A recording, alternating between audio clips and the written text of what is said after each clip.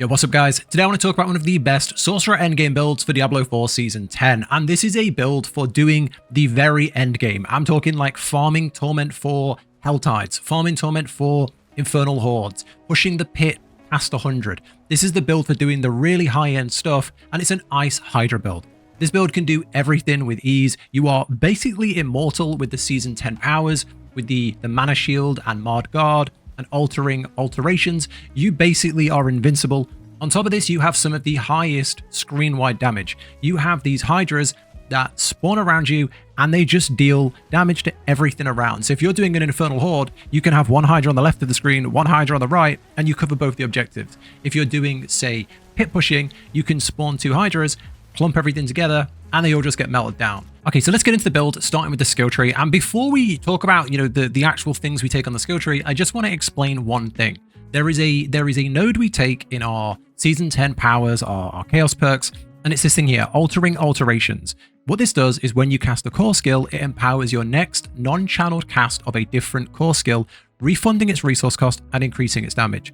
So a core part of this build is alternating two core skills. Now you can see here we have Ice Shard as a core skill, we have Hydra as a core skill, and we have Blizzard as a core skill. So when we're in the skill tree and we're taking certain things, that's why we're choosing to take, certain abilities that might not make sense without explaining that. So let's get into the skill tree. At the top, we start with 2 points in the basic. Anywhere you want to go, we don't use any of this. Spark is fine. Okay, on the core skills, we take Ice Shards. Now, why do we take Ice Shards? It's because this is what we use to alternate with our Hydra. We can't constantly cast Hydra because we can only have a couple of them out at a time. So we would go Hydra, Ice Shard, Hydra, and then just keep using Ice Shards until we need to do another Hydra. Why do we go for Ice Shards? Well, we go for it because of this helmet here, the Hail of Verglass. At the bottom, you can see the ability here. Casting Ice Shards now spreads them out, and you deal increased damage for each time Ice Shards damages an enemy up to 100%. So, and that goes even higher if you have like a good helmet, which I don't have right now. So if you have a good setup here, this is a massive damage multiplier to all of your other abilities. So this is a really good one to have. So you want to take this, you want to get 1 point in Ice Shards. You only need 1 point here, 1 point in Ice Shards. You can see 10 of this just comes from gear. And then we go 1 point into Destructive Ice Shards, hit an enemy 5 times, makes them vulnerable. We take 3 points here. Your core skills deal increased damage when casted above 50 mana. And because of our Mana Shield Chaos perk, we always have a ridiculously large amount of mana anyway. In Teleport, we go 1, 1, and then Mystic. So it also forms Crackling Energy. And then at the bottom, we take something that gives us a damage boost if we have Crackling Energy. So that combo works well together. We take 3 points in Glass Cannon for increased damage, and a couple of points into Energy Focus for Barrier. Down into here, we 5 out of 5 Hydra, summon a 3-headed Hydra. This is our main source of damage in this build. While healthy, your Hydra gains 1 additional head, and then here, Hydras gain 50% increase crit strike damage and 20% crit strike chance. Now, as we go through this build, I'm going to be talking about crit strike damage a lot because we have a way to proc that more often, and the damage scales incredibly well. We take 1 point into Ice, the Ice Conjuration, 1 point into Enhanced, and then 1 point into Roaring. 20% of the cooldown reduction is applied to your other skills. We use this so that as we're summoning these Ice Swords, what we're doing is we're bringing down the cooldowns of our ultimate, which is really, really useful. Then we take 3 points into Mana Shield. Every time you spend 100 mana, you gain damage reduction. And then Primordial Binding, you gain a stacking bonus for each active summon up to 10 stacks, which gives you increased summon damage, which is how we buff our Hydra. And then you have movement speed and mana regeneration, which is really good as well. Okay, then in the next section, we take Blizzard. We take 1 point in Blizzard, 1 point into Enhanced, and Blizzard doesn't make sense in this build until you go here. Wizard's Blizzard. When you have an active Blizzard, you gain 1 mana regen for every 20 max mana. Now, this is a mana shield build, which means we have no health, but we have a giant mana pool, and that is our health pool. We have, on my build right now, I have 15,000 mana. So what that means is we get a massively large amount of mana regen, which is essentially health regen on this build because our mana is our health. So this is a current bonus of 756, which is fantastic. You can put 1 point into here. Frost skills have a chance to instantly freeze. 1 point into here and 3 points into Devouring Blaze. For Pyromancy skills deal increased crit strike damage. And then we come down into the ultimate section. We want to go for Inferno, summon an Inferno that makes enemies vulnerable and it sucks them all together, which is really good for our build.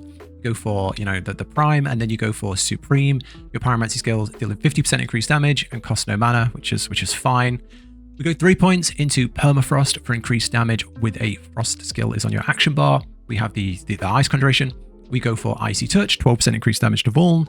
And then we go for Hoarfrost, you deal 9% increased damage to Chilled, 18% increased damage to Frozen. And because we have the Ice Shards and we have the Blizzard, that procs quite a lot. We go 3 points in Evocation for cooldown reduction, which is bringing down our Teleport and bringing down our Inferno and our Ice Conjurations.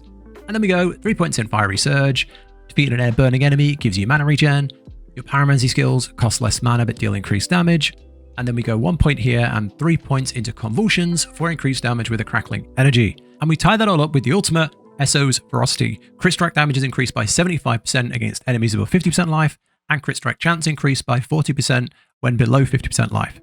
If you defeat an enemy or hit a boss, you grant both bonuses against all enemies for 3 seconds. So that's the build. Okay, now for enchantments. Right, this is what I would do. Hydra. Hydra is incredible. You can see here, enchantment. After spending 200 mana, a 5-headed Hydra spawns for 10 seconds. Hydra is our main source of damage. More Hydras, more damage.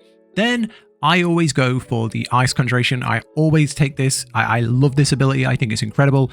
Every 40 seconds in cooldown you spend, you summon another Ice Conjuration, and these are a snowball. If you have one, you are bringing down the cooldowns of your other abilities, and you are bringing down the cooldown of more Ice Conjurations. If you have 2, that brings the cooldowns more. If you have 4 of these, they're coming down even faster, so you're snowballing and getting more and more and more out, and it just works really, really well. We have a Paragon Board as well, which can strengthen these, and because of our Chaos perk, we have, where is it?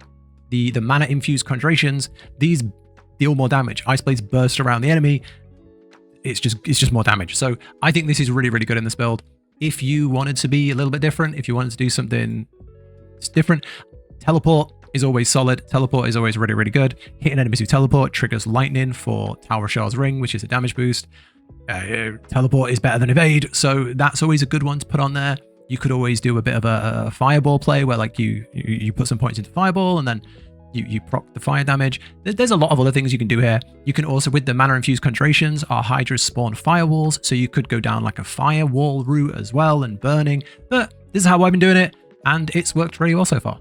Okay, now for the aspects and gear, and beware this is going to be different depending on, you know, what drops for you. Because of the Chaos uniques, you could get the certain things on a helmet or a leg piece, or it's all RNG. So I'm going to give you the things we're looking for, the things to temper, the ranks to look for, and the aspects to get. And that should help you, you know, lay out the build depending on what slots you need to fill. So the aspects we need are the following. We need Shredding Blades. This is a chance, your Ice Conjurations have a chance to apply Vulnerable, and the Vulnerable duration is increased by 4 seconds, and you gain increased Vuln damage. On the 2 weapons, I would go for the Firestarter. You gain increased fire damage. When you burn an enemy, you also deal some damage to them.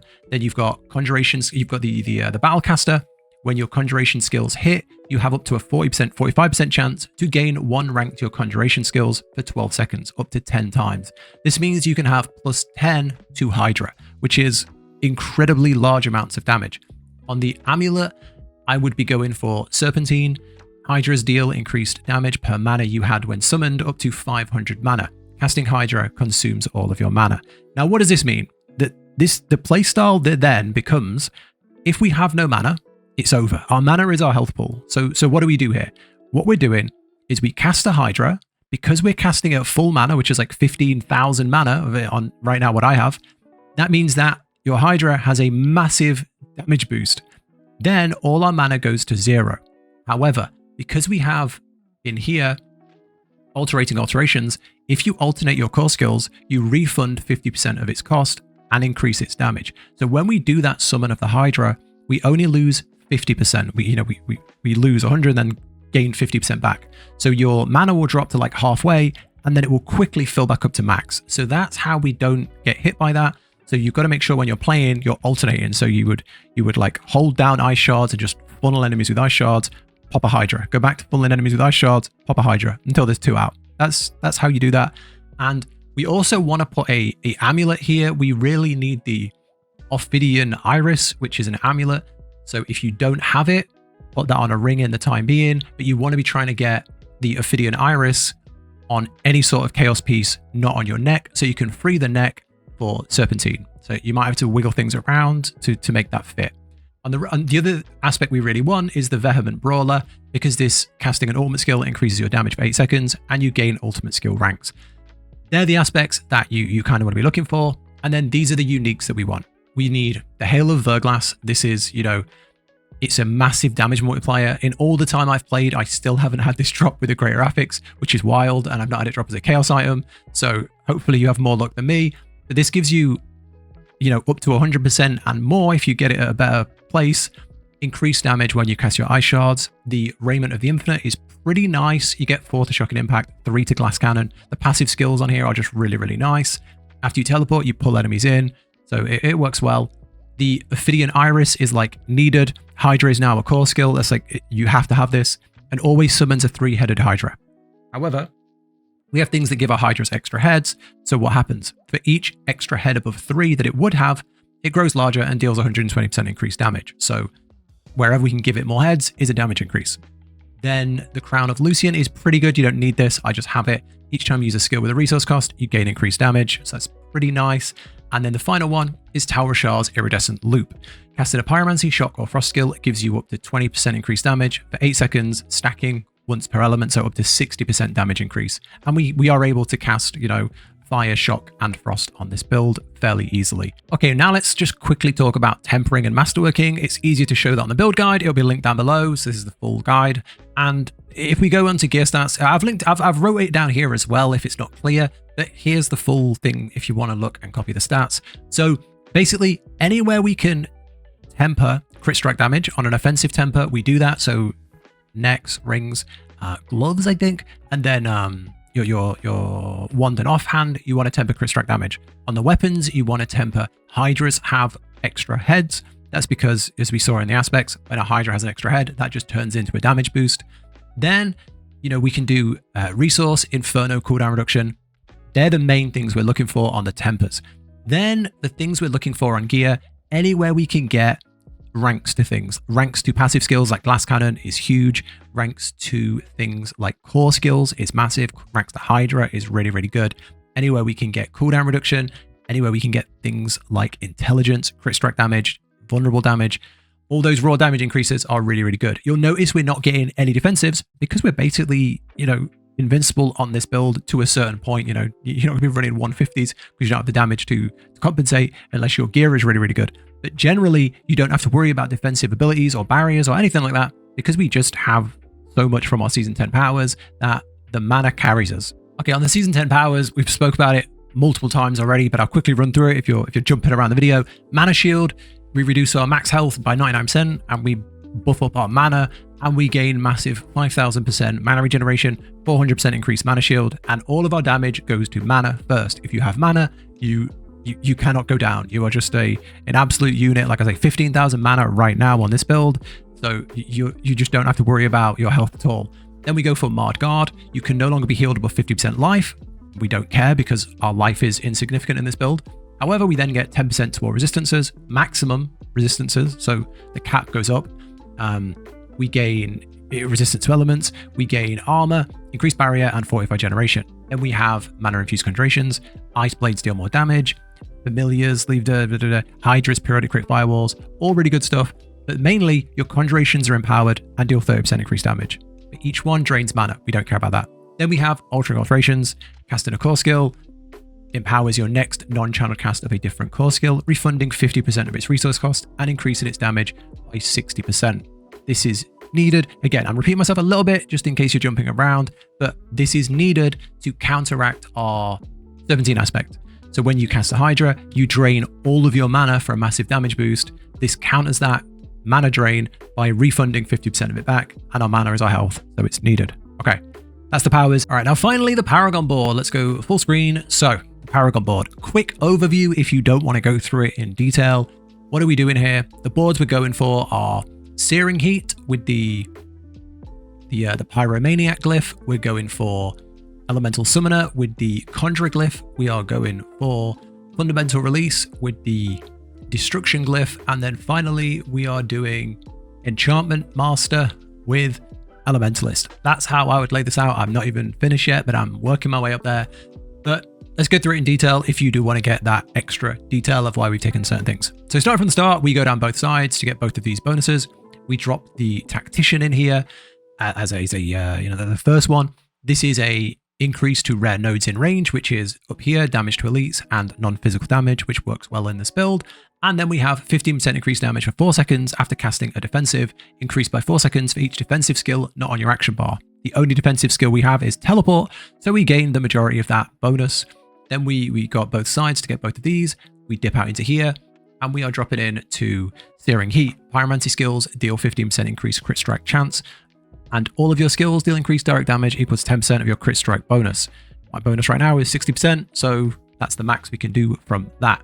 Other cool stuff on here like fire damage is good to get if you have it. There's some other stuff if you have the points. Then we go for Pyromaniac. Bonus to rare nodes, which is fire damage and crit strike damage, which is very, very, very important to have this in here. Then we go for every Pyromaniac skill you cast, or every time you channel Incinerate, you deal increased fire damage, which works well as well. Then we come into here and we go for Elemental Summoner. Conjurations have 10% reduced cooldown or mana cost, which is perfect because that lets us get more ice conjurations out. They also deal bonus damage equal to 10% of the total of your fire, lightning, and cold up to 60, and we cap that at 60, so that's a huge damage boost. We get stuff like this, Conjuration cooldown reduction, which is really nice, and you can max your elements here. Then we go for the Glyph of Conjurer.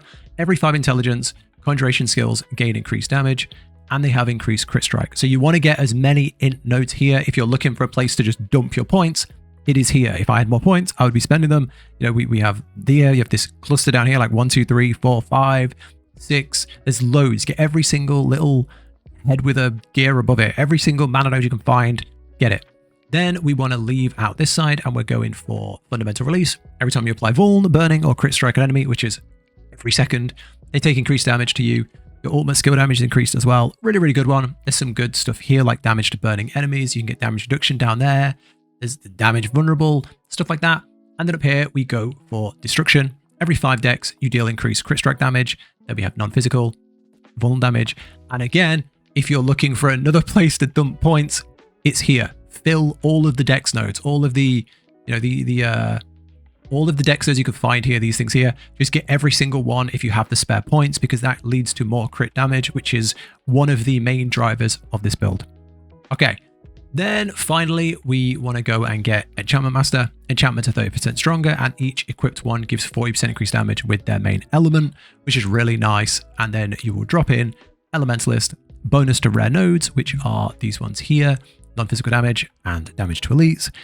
And then finally, dealing fire, cold, or lightning to an enemy increases all the damage they take. So it's kind of like another Tal Rashar ring, a mini version, but that's the build. That's pretty much everything. I hope this was easy to understand. I hope you find this easy to play. There are lots of strong builds this season. Some I find a bit clunky. Some I find you're pressing too many buttons. This feels really, really smooth. You can farm so efficiently. You can just, like, I've got some of my nodes like Legendary, which I don't do most seasons because I find it quite long and tedious to like grind high pits. This, you're not pressing like 50 buttons. You're just holding down your ice shards and you're throwing out a couple of Hydras. So I hope you enjoy the playstyle. I hope you enjoy the build. If you have any questions, let me know down below. Subscribe if you want to see more. That's it from me. Take care. Catch you in the next one.